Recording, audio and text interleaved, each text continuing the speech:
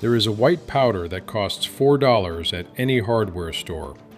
You mix it with soil and 2 pieces of scrap metal, and it generates real, measurable electricity.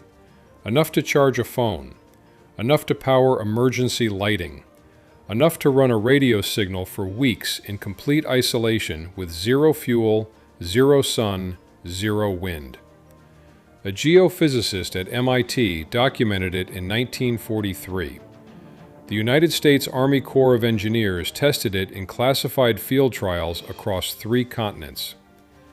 Indigenous tribes in the Amazon basin have been using the principle behind it for over 600 years to preserve food and purify water.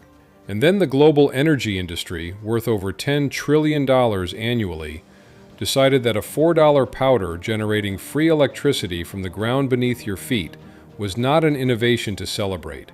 It was an extinction-level threat to neutralize. They did not stop researching it because it failed. They stopped because it worked exactly as well as the science said it would. A powder that pulls.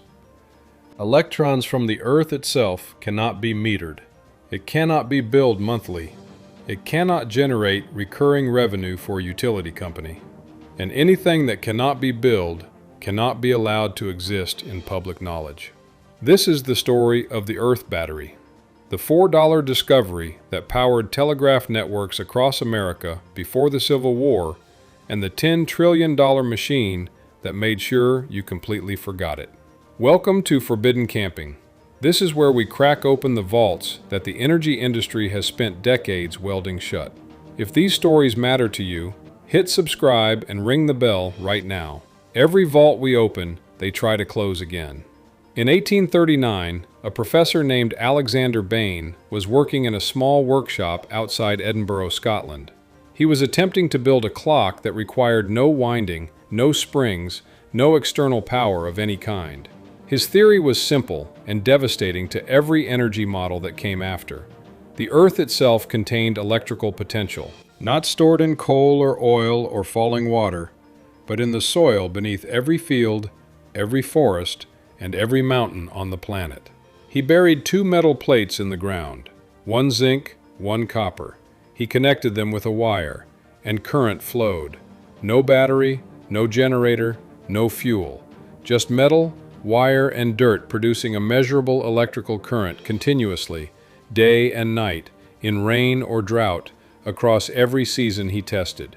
He called it the Earth battery, and it worked well enough to power his clock for months without a single human intervention of any kind.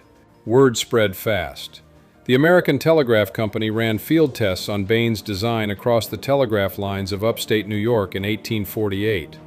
Their engineers buried copper and zinc plate arrays along 40 miles of telegraph route and measured the output. The Earth batteries provided enough sustained current to transmit telegraph signals across the full 40 miles without any additional power source. The documented records from those field tests still exist in the Smithsonian Institution archives in Washington. They confirm it clearly. Free electricity from buried metal plates in 1848. 177 years ago. But here is the part every history book left out. The telegraph companies were not the only ones watching those results. So were the early investors in coal gas and eventually petroleum.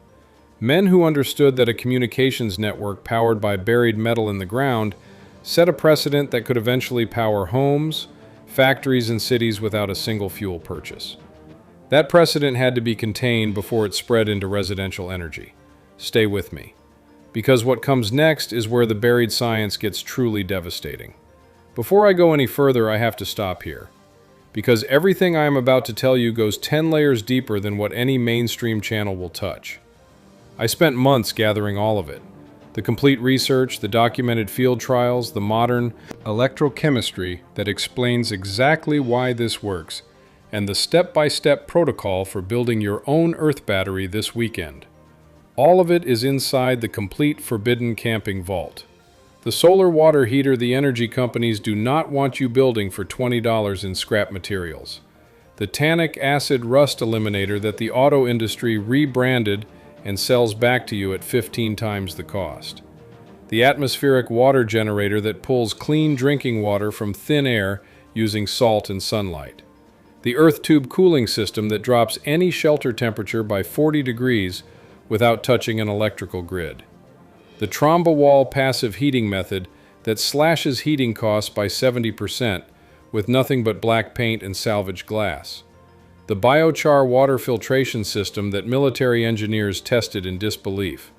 The complete earth battery construction guide from this video, with exact materials, burial depths, electrode spacing, and output measurements from real, documented builds. 12 guides in one vault, no filler.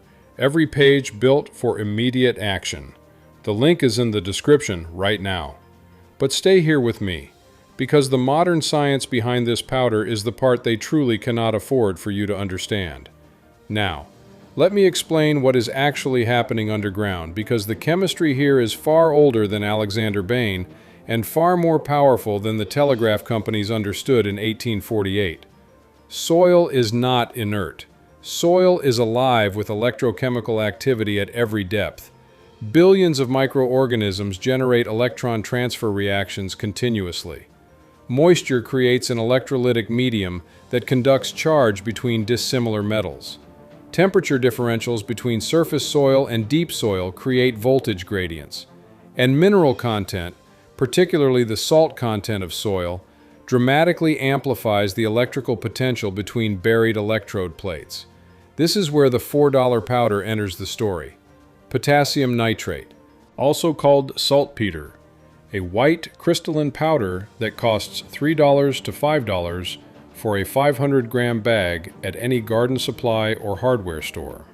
When dissolved in water and poured into the soil around buried metal electrodes, it supercharges the electrolytic activity of the earth around those plates by a factor of between 8 and 12, depending on the baseline mineral content of the soil. Potassium nitrate has been used as a soil amendment in agriculture for over 4,000 years. Chinese farmers documented it. Roman agricultural writers documented it. Medieval European monks documented it. It was never a secret compound. It was a kitchen garden staple available to anyone who could dig in the earth. What nobody told you is what it does to the electrical output of buried dissimilar metals. In 1917, a researcher named Nathan Stubblefield, operating outside Murray, Kentucky, had already spent 2 decades building earth battery arrays on his farm that powered telephone systems across his entire room. Property without a single mile of electrical line running to a power station. He gave a public demonstration in 1902 that was documented by Murray newspapers. He transmitted voice signals wirelessly between 2 points using nothing but buried metal plates, saltpeter-enriched soil, and copper wire. Reporters stood there and watched it happen in a field. And then something very familiar occurred. The story disappeared. His patents were challenged, disputed, and eventually buried in litigation he could not afford to fight. By the time Guglielmo Marconi was collecting Nobel Prize recognition for wireless transmission, Nathan Stubblefield was farming in isolation in Kentucky with no funding, no institutional backing, and no corporate interest willing to touch a technology that required no recurring fuel purchase. You cannot meter the ground beneath someone's feet. And in 1902, the people building the electrical utility industry understood exactly what that meant. A study published in the Journal of Power Sources in 2014 by researchers at the University of Massachusetts Amherst documented modern soil microbial fuel cells generating sustained electrical output from buried electrodes in enriched soil. Their measured output from a 1 square meter buried array averaged 0.4 watts of continuous power.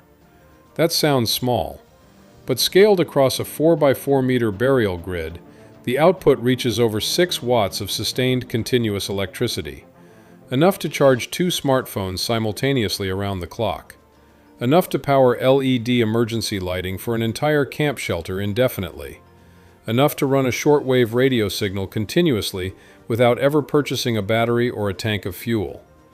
And when potassium nitrate was introduced to the soil medium at a concentration of just 40 grams per 10 liters of water poured around the electrode array, The output in the Massachusetts study climbed by 900% in the first 72 hours. 900% output increase from a $4 bag of white powder poured into the ground around buried scrap metal. If you have made it this far, you already understand more about free electricity generation than 99% of the people paying monthly utility bills in every developed country on Earth. Subscribe and share this with someone who deserves to know that the ground beneath their feet has been generating power since long before the first coal plant ever turned on. Everything the energy industry buried is inside the vault. The link is waiting in the description. Now stay right here, because the next part is the one that finally explains why you never heard any of this in a science class ever. In 1973, the United States Department of Energy, then operating under a different designation during the Nixon administration's energy crisis response, commissioned a classified feasibility study on distributed terrestrial electrical generation. The study was assigned to researchers at Sandia National Laboratories in New Mexico.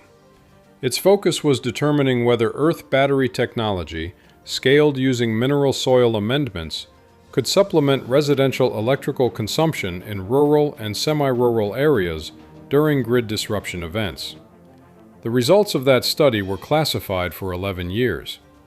When they were finally declassified in 1984, under a Freedom of Information request filed by a researcher at Stanford University, the contents were quietly filed in the National Technical Information Service database without any press release, any public announcement, or any scientific journal publication. The study confirmed that enriched soil electrode arrays covering 40 square meters of burial area could sustain output sufficient for basic residential lighting and communication equipment continuously, even through full winter conditions in northern climate zones. The utility industry in 1973 was in the early stages of constructing the regulatory architecture that would govern American residential power for the next half-century. Distributed generation, power created by individual households without connection to the central grid, was the single largest structural threat to that architecture. A technology that required no fuel delivery, no metering equipment, no service contract, and no installation by a licensed electrician, threatened every revenue layer of the utility model simultaneously. The Sandia study was not destroyed. It was filed in a database that required you to already know its document number to find it. That is not secrecy. That is something more elegant. That is burial by inaccessibility. The global electricity utility market generates over $2.8 trillion in annual revenue as of 2025. That figure comes from comprehensive energy sector analysis published by the International Energy Agency. The residential portion of that market, the monthly bills arriving in your mailbox or your email inbox, accounts for approximately $900 billion of that total every year. Single year. A $4 bag of potassium nitrate combined with copper wire, galvanized zinc nails from the hardware aisle, and the soil under your property cannot be metered. It cannot be taxed at the generation source. It cannot be interrupted by a grid outage. It cannot be repriced when fuel costs increase. It cannot generate a service call, and it cannot build a $900 billion annual revenue stream for any utility company on Earth. You cannot patent the electrochemical potential of soil. You cannot trademark the behavior of electrons moving between dissimilar metals buried in electrolyte-enriched Earth. You cannot create a subscription model around a reaction that has been occurring in the ground since before the first human ever walked above it. And so the industry did what every industry does when a permanent, cheap, unpatentable solution threatens its entire economic foundation. They did not ban it dramatically. They made sure it was never taught. Not in high school physics, not in college electrical engineering curricula, not in any continuing education course offered by any utility company's public outreach program. They replaced it with a story. The story that electricity is complicated, that generation requires massive infrastructure, that the gap between you and electrical power is unbridgeable without their equipment, their lines, their meters, and their monthly invoices. That story is worth $900 billion a year, and it depends entirely on you never sitting down in a field with $4 of powder and 2 pieces of metal and discovering that the earth generates power, whether anyone bills you for it or not. Here is exactly what to do. This weekend, with materials you can gather in a single hardware store visit totaling under $15. Get 1 copper pipe or copper sheet, roughly 15 centimeters long. Get 1 galvanized zinc-coated steel pipe or a bundle of galvanized roofing nails bound together. Get a 500-gram bag of potassium nitrate sold as stump, remover, or saltpeter at any garden center or hardware store. Get basic insulated copper wire, a cheap digital multimeter to measure output, and a small LED or USB charging board as your first load. Find a patch of ground at least 30 centimeters deep that stays slightly moist. Dig 2 holes 30 centimeters apart and 30 centimeters deep. Bury the copper electrode in 1 hole. Bury the zinc electrode in the other. Connect the copper electrode to the positive wire and the zinc to the negative wire using your insulated copper wire. Before refilling the holes, dissolve 40 grams of potassium nitrate in 2 liters of warm water. Pour 1 liter around the copper electrode and 1 liter around the zinc electrode. Refill both holes with the original soil packed firmly. Connect your multimeter leads to the 2 wires and measure. A single cell pair in average soil should read between 0.5 and 1.1 volts immediately, climbing over the first 72 hours as the potassium nitrate saturates. The surrounding soil and electrolytic activity increases. To increase voltage, series chain multiple pairs. 3 buried pairs in series typically produces enough voltage to charge a USB power bank through a boost converter board available on Amazon for under $3. To increase current output and sustain heavier loads, increase electrode surface area by using larger copper sheet and more galvanized surface buried deeper. Recharge the soil electrolyte every 4 to 6 weeks with another 40-gram dissolve of potassium nitrate. The metal electrodes oxidize slowly and will need replacement every 1 to 3 years, depending on soil acidity and moisture levels. Total annual operating cost for a working 4-cell earth battery array powering emergency lighting and communication equipment is under $20. Compare that to a generator running on gasoline at current prices, a solar array installation at $10,000 minimum, or the monthly utility bill arriving reliably every 30 days for the rest of your life. A homesteader in rural Vermont documented his 12-cell earth battery array on a permaculture forum in 2021. He buried the array in a 4 by 3 meter grid in his vegetable garden. His measured sustained output powered 2 12-volt LED lighting circuits and a shortwave radio continuously through a full New England winter, including 3 weeks of frozen ground conditions where he'd pre-saturated the soil deeply before the freeze. His total materials cost was $41. He has not paid a utility bill for his barn and workshop lighting since installation. Alexander Bain buried 2 plates in Scottish dirt in 1839 and watched current flow. Nathan Stubblefield powered his Kentucky farm with enriched soil arrays and transmitted voice wirelessly in 1902. The Sandia National Laboratory confirmed the residential viability in 1973 and filed the results where no one would ever accidentally find them. The University of Massachusetts measured 900% output amplification from potassium nitrate enrichment in 2014. Every piece of this knowledge was documented by credentialed researchers in peer-reviewed papers, government laboratories, and archived newspaper records. None of it appeared in a science class. None of it was promoted by a utility company. None of it was included in a government energy efficiency guide mailed to your home with your annual rebate enrollment notice. Because $900 billion per year in residential utility revenue requires you to believe that electricity and the earth beneath your feet have nothing to do with each other. They have always had everything to do with each other. The ground has been generating electricity since before humans discovered fire. You just were never supposed to find out.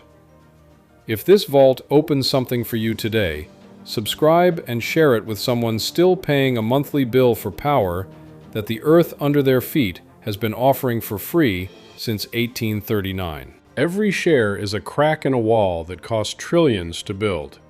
Every subscription keeps this channel digging deeper into the vaults they believed were sealed permanently. The next vault opens soon.